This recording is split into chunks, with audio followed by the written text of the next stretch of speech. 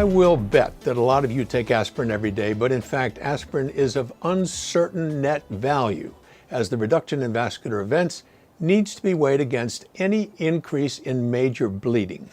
Meta-analyses have shown that long-term aspirin treatment yields a 12% relative risk reduction in MI, stroke, and vascular death, but the average absolute risk reduction in ischemic events in patients without a history of cardiovascular disease is less than 0.1% per year.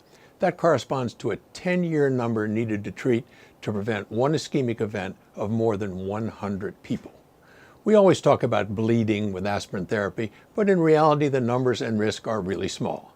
Aspirin use is associated with 0.01% increased yearly absolute risk of hemorrhagic stroke, 0.03% increased yearly risk for major extracranial bleeds, and more frequent occurrence of minor bleeding such as epistaxis, easy bruising, and hematuria. Now, in the European Heart Journal, researchers identify women who benefit from aspirin given at 100 milligrams on alternate days for primary prevention of vascular events by using treatment effect prediction based on individual patient characteristics. Predictions were based on the Framingham and Reynolds risk scores and on a newly developed prediction model.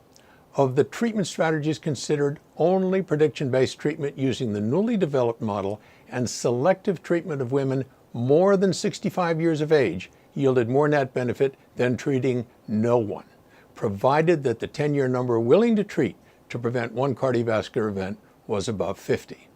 So what do we take away from all this?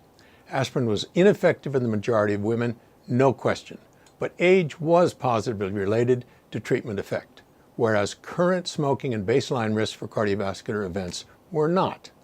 I'm not willing to throw aspirin out, certainly not for older patients, and especially because I remember that for secondary prevention, aspirin does indeed have effect. I'm Peter Block, and this is a CardioSource Heart Minute.